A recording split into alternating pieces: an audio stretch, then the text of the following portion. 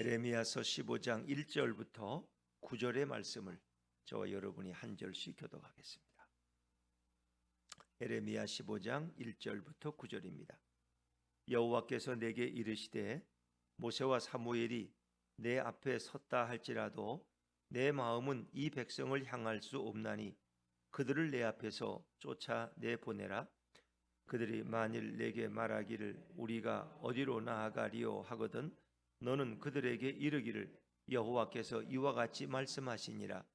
죽을 자는 죽음으로 나아가고 칼을 받을 자는 칼로 나아가고 기근을 당할 자는 기근으로 나아가고 포로될 자는 포로됨으로 나아갈지니라 하셨다 하라. 여호와의 말씀이니라. 내가 그들을 네 가지로 벌하리니 곧 죽이는 칼과 찢는 개와 삼켜 먹으려는 공중의 새와 땅의 짐승으로 할 것이며 유다 왕 히스기야의 아들 므낫세가 예루살렘을 행한 것으로 말미암아 내가 그들을 세계 여러 민족 가운데에 흩으리라. 예루살렘아 너를 불쌍히 여길 자 누구며 너를 위해 울 자 누구며 돌이켜 내 평안을 물을 자 누구냐. 여호와께서 이르시되 내가 나를 버렸고 내게서 물러갔으므로 내게로 내 손을 펴서 너를 멸하였노니 이는 내가 뜻을 돌이키기에 지쳤음이로다. 내가 그들을 그 땅의 여러 성문에서 키로 까불러 그 자식을 끊어서 내 백성을 멸하였나니 이는 그들이 자기들의 길에서 돌이키지 아니하였음이라. 그들의 과부가 내 앞에 바다 모래보다 더 많아졌느니라. 내가 대낮에 파멸시킬 자를 그들에게로 데려다가 그들과 청년들의 어미를 쳐서 놀람과 두려움을 그들에게 갑자기 닥치게 하였으며 같이 읽습니다. 일곱을 낳은 여인에게는 쇠약하여 기절하게 하며 아직도 대낮에 그의 해가 떨어져서 그에게 수치와 근심을 당하게 하였느니라. 그 남은 자는 그들의 대적의 칼에 붙이리라. 여호와의 말씀이니라. 아멘.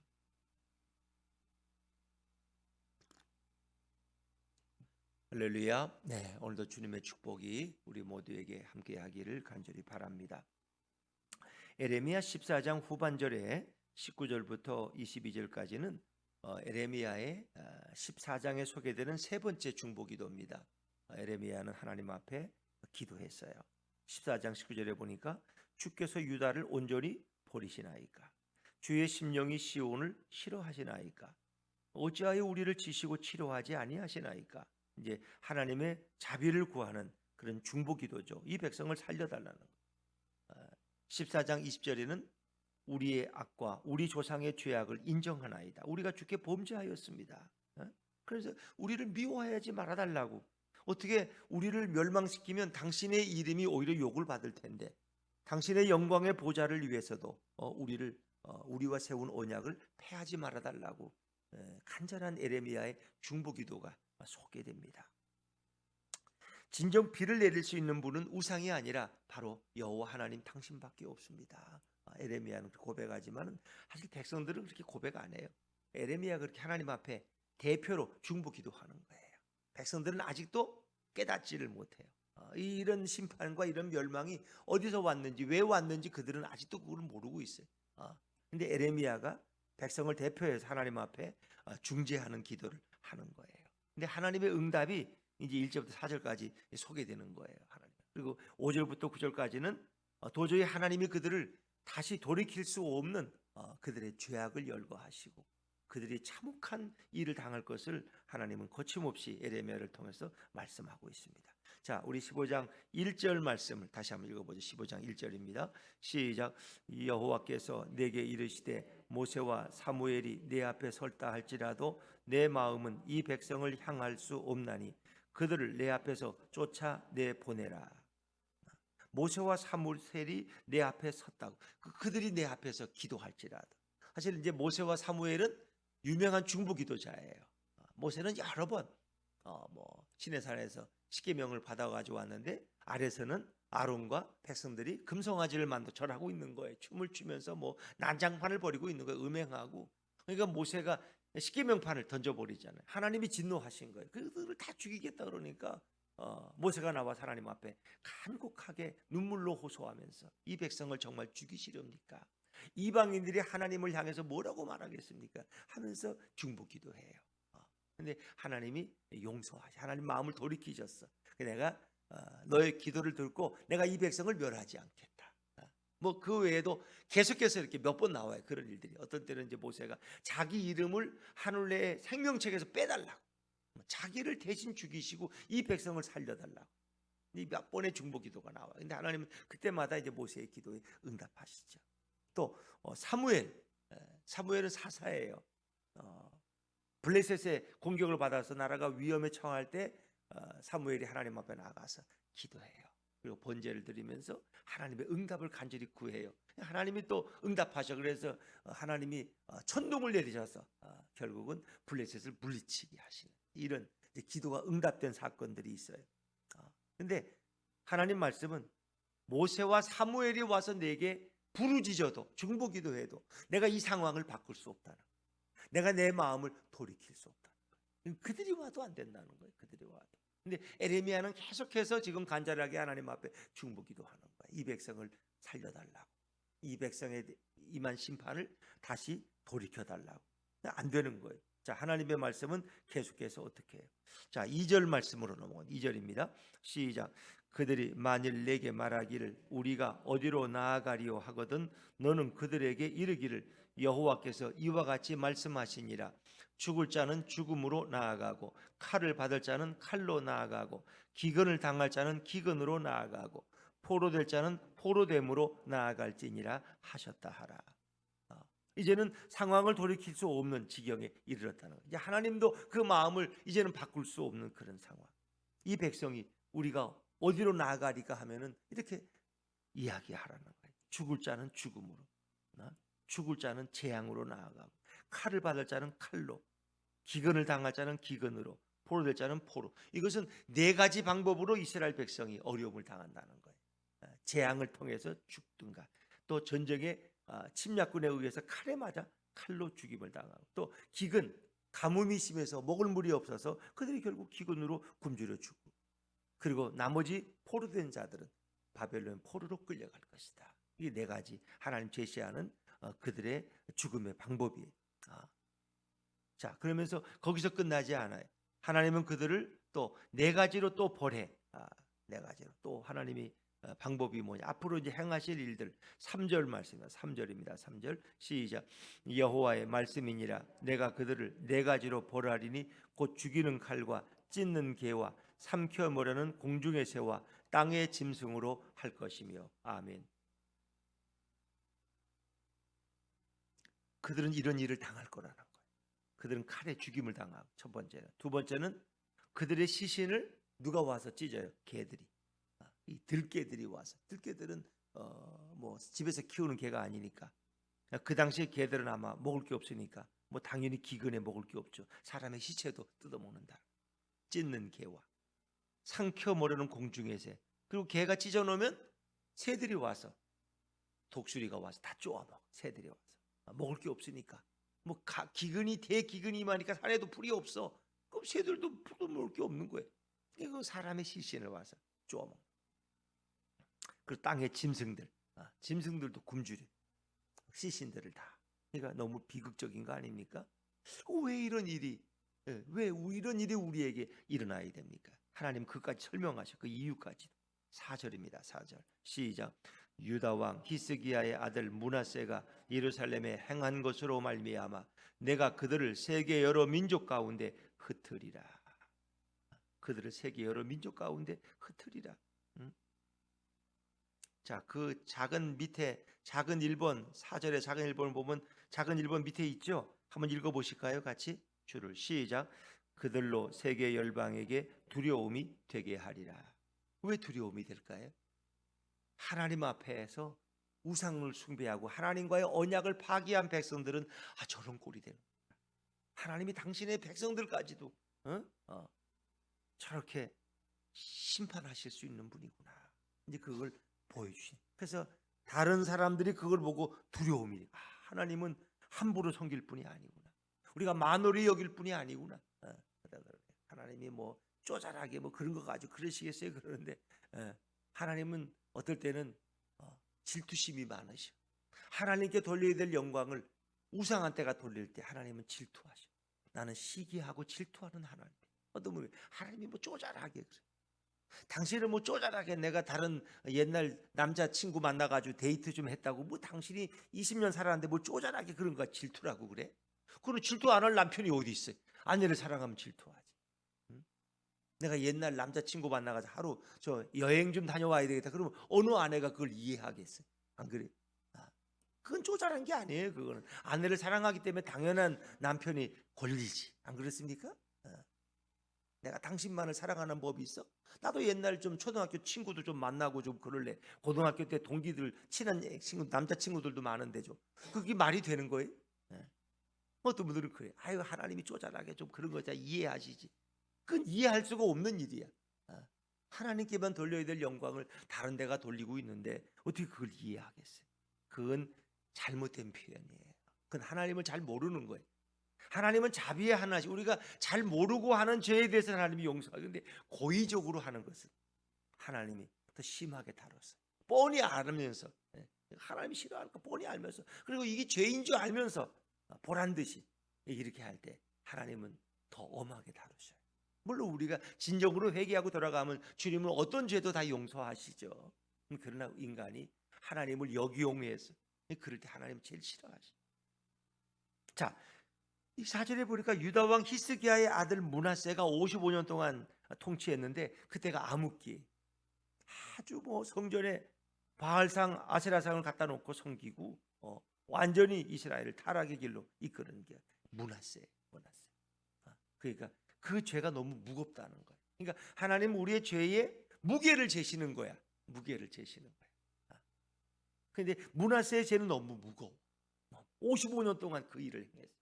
55년. 뭐 잠시 뭐 이런 게 아니야. 잠시 좀 한눈 팔다가 딴짓하다가 정신 잘 돌아오는 게 아니라 므낫세는 회개하지 못하고 죽었어. 그러니까 그 죄로 말미암아서 내가 그들을 세계 여러 민족 가운데 흩어버릴 것이다. 그 죄가 너무 무거워. 그 죄를 씻는데 시간이 많이 걸려. 그렇죠? 그러니까 우리가 죄를 많이 지면 그 사람이 당하는 그 죄를 씻는 과정이 더 오래 걸리는 거예요. 므낫세의 죄가 너무 무거워. 그리고 그건 진짜 하나님과의 언약을 정식으로 파기시킨 그런 사건이기 때문에 하나님은 므낫세, 물론 므낫세 외에도 뭐 그 조상들의 죄는 이루 말할 수가 없죠. 근데 하나님은 대표적으로 므낫세를 열거하고 있어요. 이제 므낫세 이후에 그 아들이 이제 요시야가 종교 개혁을 했지만은 그것이 성공적으로 거두지를 못해요. 한때는 이제 율법책을 발견하고 성전을 수리하고 백성들을 바른 길로 인도하려고 하지만은 잠시 개혁이 일어나는 듯 하다가 다시 옛날로 돌아가 버려요. 그 옛날 버릇을 못 고치거든. 그래서 결국은 이스라엘은 개혁되지 못해요. 새로워지지 못해요. 남한국 유다는 결국 므낫세가 지은 그 죄의 무거움 때문에 그들은 결국은 세계에 뿔뿔이 흩어지는 불행을 경험하게 되죠. 자, 5절부터 9절은 이제 예루살렘을 중심으로 해서 어떤 일이 일어나는가를 이제 그 참상을 설명하고 있어요. 자, 5절 말씀을 읽어볼까요? 5절입니다. 시작. 예루살렘아, 너를 불쌍히 여길 자 누구며 너를 위해 울 자 누구며 돌이켜 내 평안을 물을 자 누구냐? 너를 불쌍히 여길 자 누구냐면 너를 불쌍히 여길 자가 없다는 거야. 이제는 뭐 블레셋이 불쌍히 여기겠어요? 아수르가 불쌍히 여기겠어요? 바벨론이 불쌍히 여기겠어요? 너를 위해 울 자도 없다는 거예요. 돌이켜 내 평안을 물을 자도 없다는 거예요. 평안하뇨? 샬롬. 이스라엘 사람들은 만나면 처음에가 평안하십니까? 샬롬. 우리는 안녕하십니까? 아침 식사 드셨습니까? 뭐 잘 주무셨습니까? 그런데 그들의 질문은 샬롬이에요. 샬롬. 너무 고난이 많은 백성이기 때문에 평안하십니까? 나는 평안하지 못합니다. 밤새도 누구의 침입을 받지 않으셨습니까? 왜 그들은 늘 역사 속에 순환과 어려움이 많았거든. 그러니까 너에게 평안을 물을 자가 누구냐? 없다는 거예요. 이제 하나님도 그들을 불쌍히 여기지 않으신다. 너무나 뺀들뺀들한. 너무나 뺀들뺀들. 자, 여호와께서 또 뭐라고 말씀하요? 너희의 죄악이 이런 거라는 거예요. 자, 6절입니다. 6절 시작. 여호와께서 이르시되 내가 나를 버렸고 내게서 물러갔으므로 내게로 내 손을 펴서 너를 멸하였노니 이는 내가 뜻을 돌이키기에 지쳤음이로다. 아멘. 그들을 불쌍히 여기지 못하시는 주님의 마음이 여기 나와요. 6절에 보니까 네가 나를 버렸다는 거예요. 이스라엘의 첫 번째 죄악은 그들이 하나님을 버렸어. 이 버린 거보다 더 큰 죄가 어디 있어요? 그렇죠? 내가 자식을 버렸다. 자식이 부모를 버렸다. 뭐 남편이 아내를 버렸다. 국가가 그 백성을 버렸다. 뭐 그런 말 하잖아요. 자기 백성이 어려움에 처했는데 국가가 포기해버렸어. 눈 닫아버렸어. 그럼 국가가 그 백성을 버린 거죠. 네가 나를 버렸다. 그러니까 이 백성이 하나님을 버렸어. 하나님. 또 거기서 끝나지 않고 두 번째는 내게서 물러갔으므로. 이 물러갔다는 것은 뒷걸음질 쳤다. 뒷걸음질. 하나님을 향해서 앞으로 가까이 간 거냐 뒷걸음질 쳤다는 건 그들이 타락의 길로 걸어갔다. 점점 하나님과 멀어졌다는 거. 그래서 내게로 내 손을 펴서 너를 멸하였노라. 그래서 하나님께서는 내 손을 뻗어서 너를 멸하였노라. 이미 진멸, 이미 이제 심판이 진행 중이야. 1차 침공이 이미 이루어져서 수많은 사람이 죽었어. 그리고 또 여기 기근이 엎치대 덮친 격으로 와서 또 굶어 죽는 사람이 한두 명이 아니야. 근데 그 이후에 2차, 3차, 4차까지 계속해서 바벨론은 또 계속해서 침공해 올 거예요. 올 때마다 그 피해가 너무나 커요. 그래서 내 손을 펴서 너를 멸하였노니 이는 내가 뜻을 돌이키기에 지쳤음이로다. 내가 뜻을 돌이키기에 지쳤다는 것은 뭐예요? 내가 너희에게 자비를 베풀기에, 너희를 불쌍히 여기기에는 내가 이제 지쳤다. 왜? 한두 번이 아니야. 그들의 죄를 용서하시고 다시 자비를 베푸시고 이미 출애굽에서부터, 그렇죠? 잘못하면은 또 모세가 와서 또 눈물을 흘리면서 내 생명을 걷어가 달라고, 또 그러니까 하나님이 또 마음이 약해서 또 용서하시고 다시 살려주시고 그랬는데 이제 하나님은 더 이상 한계에 다다르셨어. 내가 이젠 지쳤다는 거야. 너에게 자비를 베풀기에는 내가 너무 지쳤다는 거야. 더 이상 너를 불쌍히 여기지 않으시겠다는 거야. 왜? 그들에겐 심판이 필요하다. 심판. 이 심판이 통하지 않고서는 그들은 너무나 죄가 많아서 깨끗해질 수가 없어. 돌이킬 수가 없어요. 하나님의 백성으로 사용하기에 너무나 멀리 나갔다는 거. 이거는. 그래서 그들을 바벨론이라는 침략의 용광로 속에, 고난의 풀무에 그들을 단련하지 않으면, 정결케 하지 않으면, 불순물을 빼어내지 않으면 더 이상 사용할 수가 없어. 그들 스스로 그걸 깨닫지를 못해. 그러니까 정말 이런 아픔을 그들은 겪을 수밖에 없는데, 에레미야가 볼 때는 그게 너무 참혹한 거야. 그게 완전히 지옥이지. 어떻게 이런 일을 경험할 수 있냐는 거예요. 이런 일을. 근데 하나님은 그 이유를 너가 나를 버렸다. 그리고 너희가 내게서 뒷걸음질 쳤다. 더 이상 나는 너희를 용서할 수 없다는, 그냥 넘어갈 수가 없다는 거예요. 그래서 이제 그 결과가 어떻게 될까요? 자, 7절입니다. 7절입니다. 7절 시작. 내가 그들을 그 땅의 여러 성문에서 키로 까불러 그 자식을 끊어서 내 백성을 멸하였나니 이는 그들이 자기들의 길에서 돌이키지 아니하였음이라. 아멘. 7절 말씀입니다. 내가 그들을 그 땅의 여러 성문에서 뭐로 까불렀어요? 키로. 김영규 집사님도 키 알아요? 시골 자라서 키즈라는 걸 봤구나. 그러니까 알고가 이렇게 건불과 이렇게 구분할 때 키를 친다. 채를 친다 그러나, 그러면 이제 이게 건불들은 다 나가고 알곡만 남는 그 키를, 이제 키를 까불르는 신 하나님이 그 백성을 들고 키를 치시. 그런데 그것이 뭐야? 바벨론의 침공에 의해서 그 자식들을 끊어버려. 그 자식들이 전쟁에 나가서 다 죽임을 당하고, 또 젊은 청년들을 그들이 살해해 자식을 끊어서 내 백성을 멸하였다는 거예요. 이 자식이라는 의미는 또 예루살렘을 하나님의 딸로, 내 처녀딸 예루살렘아 이렇게 나오죠. 그래서 그 예루살렘의 자식들, 젊은이들이 많이 죽어나가는 걸 이제 그것을 그 자식이라고 표현해요. 그 자식을 끊어서 내 백성을 멸하였다. 이는 그들이 자기들의 길에서 돌이키지 아니하였습니다. 그 1차 침공을 당해서 수많은 사람이 죽었어. 근데 돌이키질 않아. 아직도 돌이키질 않아. 똑같아. 또 두 번째도 기근이 오는 거고, 그 다음에 2차, 3차, 4차 계속 바벨론 침공이 연이어서 이어지는 거예요.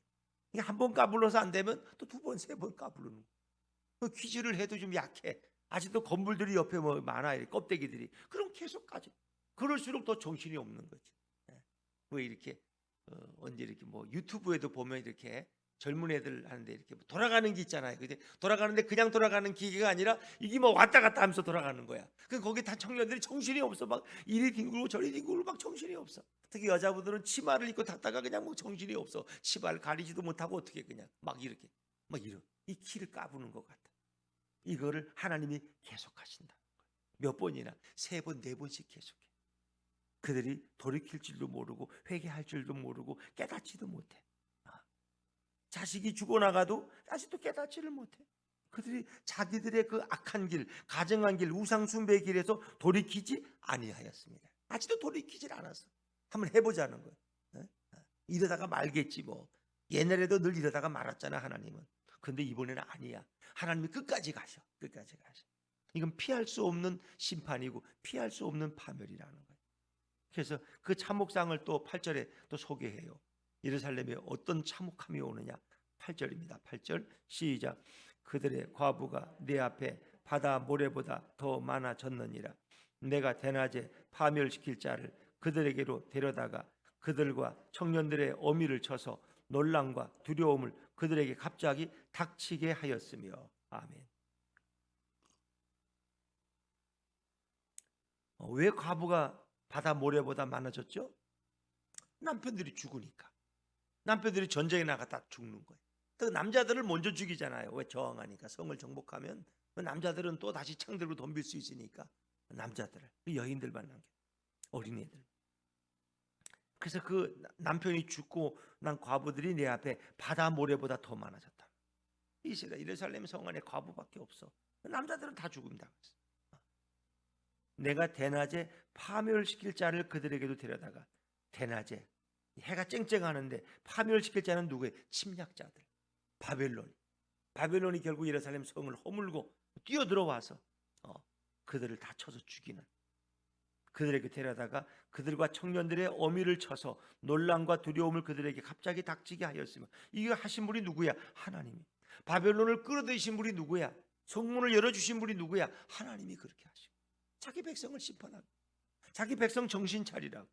도저히 뭐 안 되니까 결국은 바벨론을 성문으로 끌어들여서 그 한 주 대낮에, 100주 대낮에 청년들의 어미를 쳐서.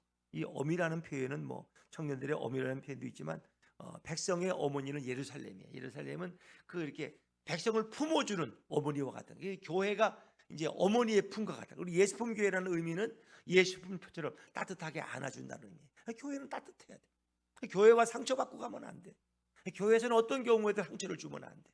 말로 주든 뭘로 주든 상처를 주면 안 돼. 서로 어머니의 품처럼 따뜻해야 돼. 교회에 상처를 주고. 그건 율법이 주는 잔재. 상처를 어떤 경우에도 상처를 주면 안 돼. 그를 위해 기도하고 배려해주고 더듬어주고. 그가 혹 못 깨달으면 나중에 정말 하나님 앞에 기도하고 그에게 자초지종을 이야기할지언정 그 상처를 주면 안 돼. 내가 아무리 100번 오라도. 내가 오르면 그냥 남에게 상처도 상관없어. 내가 옳은데 뭐 나는 바르게, 나는 정의로운데. 내가 정의롭다는 거예요. 그 정의롭다고 하는 것이 남에게 상처를 줘. 그 사람의 형편을 모르고 그 사람의 의도를 모르니까. 근데 오늘 이 백성은 결국 뭐예요? 하나님 침략군들을 불러들여서 결국 그들을 다 이렇게. 그래서 예루살렘은 청년들의 어미라는 것은 예루살렘 성을 가리키는 거예요. 그래서 성경에는 주로 어머니로 표현했어요. 어머니로. 그 예루살렘이 바로 오늘의 교회의 예표가 되는 거예요. 근데 그 예루살렘이 갑자기 대낮에 침략군들이 들이닥치니까 놀람과 두려움이 닥쳤어요. 그래서 뭐 어쩔 줄 모르는 거야. 남편들은 다 살해를 당하고 젊은 청년들도 죽임을 당하고 이 뭐 어쩔 줄 모르는 이 아비규환의 상황. 이것을 예루살렘의 참상으로 표현하는 거예요. 대낮에 파멸을 시킬 자를 그들에게로 데려다가. 누가 데려온 거예요? 내가 대낮에 파멸을 시킬 자를 그들에게 데려다가. 내가 하셨다는 거예요. 내가. 하나님이 하셨다는 거예요. 이거 어떻게 설명해? 자, 9절로 넘어가죠. 9절 마지막 절입니다. 9절 시작. 일곱은 낳은 여인에게는 쇠약하여 기절하게 하며 아직도 대낮에 그의 해가 떨어져서 그에게 수치와 근심을 당하게 하였느니라.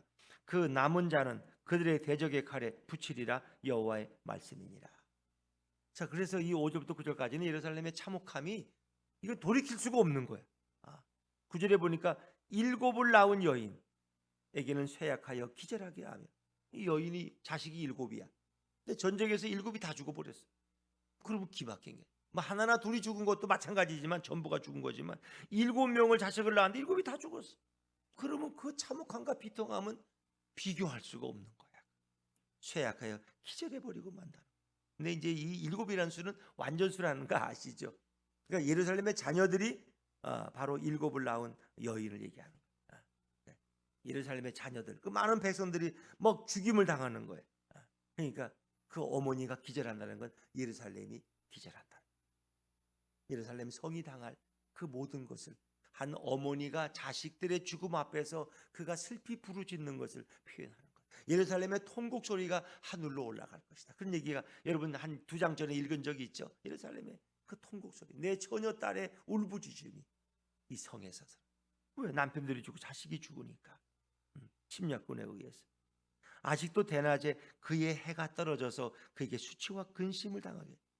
해가 떨어진다는 건 뭐예요? 자식이 죽으면 해가 떨어지는 거죠. 그 자식을 믿고 살아왔는데, 남편을 의지하고 살았는데 남편이 갑자기 살해당해, 하루아침에.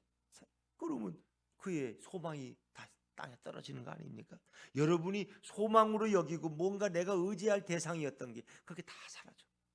그러니까 낮에 해가 떨어지는 것처럼 어두움이 찾아오고 수치와 근심을 당한다. 그 남은 자는 그들의 대적의 칼에 붙이다. 그거 남겨진 자도 마찬가지야. 침략군에 의해서 다 죽임을 당한다. 성경은 왜 이런 얘기를 계속하고 있을까? 특히 에레미야, 이사야서를 보면은 왜 이런 얘기를, 또 욥기서를 보면 왜 그렇게 욥이 고난당하는 얘기만 하나님은 계속 하고 있을까? 그런 걸 좋아하시나 하나님은? 악취미가 있으신가? 하나님은 오늘 이런 지나간 과거의 슬픈 역사를 우리에게 다시 되새기면서 나를 떠나지 말라는 거예요. 나를 배신하지 말라는 거예요. 너와 나와의 사이에 맺은 언약을 파괴하지 말라는 거예요. 그럼 너희에게 소망이 없다는 거예요. 근데 우리는 그걸 깨닫지를 못해요. 하나님은 이런 일을 한꺼번에 행한 것이 아니라 계속 연차적으로 이 백성을 깨닫지를 못해. 그 의미를 아무리 에레미야를 통해서 말씀하셔도 에레미야의 말은 안 들어. 거짓 선지자들의 말만 들어. 무슨 전쟁은 전쟁이야? 뭐 전쟁이 나도 이거 이제 끝나는 거지. 뭐 이제 다 끝났어. 이제 매가 끝난 거야. 이제는 우리 하고 싶은 대로 살아도 돼. 아니야. 거기서 끝나는 게 아니야. 하나님의 심판은 계속되어지는. 계속. 그러니까 그들은 진짜 깨닫지를 못하고 돌이키지를 못했어요. 자, 우리가 다시 이제 1절로 돌아가면은 모세와 사무엘이 내 앞에 와서 아무리 부르짖어도 이 상황을 돌이킬 수 없다는 거예요. 모세와 사무엘은 정말 중보 기도의 대표자들이고 그들의 기도는 하나님이 다 응답하셨는데 그들이 와도 안 돼. 그러니까 에레미야의 기도, 중보 기도가 지금 통해요, 안 통해? 안 통한다는 거예요. 하나님은 에레미야의 기도를 들으실 수가 없어. 지금 이 상황은 너무나 막바지까지 왔기 때문에 이제 돌이킬 수가 없는 거예요. 어떤 한 인간의 중보도 결국 하나님과 인간 사이에 죄의 담을 헐 수가 없다. 이스라엘이 그 무거운 죄의 무게를 해결할 수가 없어. 너무 인간의 죄가 너무 커서 결국은 이 죄를 해결하기 위해서 누가 오셔야만 했어요? 예수님. 어떤 중보자의 기도도 이제는 돌이킬 수가 없어. 그 죄의 문제를 해결할 수가 있어. 우리 인간의 파멸과 심판에서 우리를 구원할 자가 없어. 오직 누구만이 가능해? 예수 그리스도만이. 하나님이시고 하나님의 아들이신 그분이, 아니 하나님이 직접 인간의 문제를 해결하기 위해서 친히 인간의 몸을 입고 오신 거예요. 이제 하늘에서 선지자를 통해서 아무리 얘기해도 안 돼. 이제는 방법이 없어. 당신이 친히 오셔서 당신의 몸을 우리의 죄의 제물로 대신 드리신 거예요. 이게 십자가의 사건이고 이게 고난주가. 예수님만이 우리의 죄의 문제를 해결하실 수 있는, 예수 그리스도로 인한 십자가의 대속만이 참다운 화해를 가능케 하라. 하나님과 인간 사이에 죄의 담을 헐어버리시고 우리 인간의 무거운 죄를 주님이 다 해결하시고 가볍게 하시고, 이게 십자가의 사건. 그 십자가가 얼마나 중요하냐. 예수님이 이 땅에 오지 않았다면 어떤 중보자의 기도도 우리의 상황을 바꿀 수는 없어요. 그런데 예수 그리스도가 얼마나 존귀한 분이냐. 그래서 하나님으로 이 땅에 오신 그 예수님, 우리의 구속자가 되시고 화해자가 되시고 우리의 진정한 중보자가 되신 그 예수님이 우리를 대신해서 하나님 앞에 중보 기도하신 거예요. 모세가 백성을 대신해 기도한 것처럼 예수님은 중보자예요. 중보자. 대제사장으로 오시고 이스라엘에서 대속죄 일에 단 한 번 대제사장이 그 지성소에 들어가서 이스라엘 백성의 모든 죄를 짊어지고 그 지성소에 가서 하나님 앞에 회개하는 거예요. 속죄하는 거예요.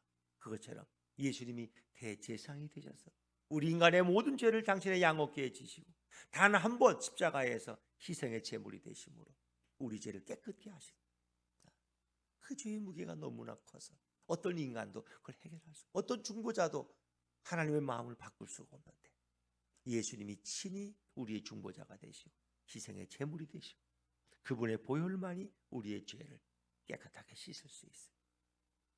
예수님이 얼마나 존귀한 분이십니까? 그 예수님을 바라보시고 그 예수님만 의지하고 예수님과 함께 걸어가는 복된 하루가 되시기를 주의 이름으로 축원합니다.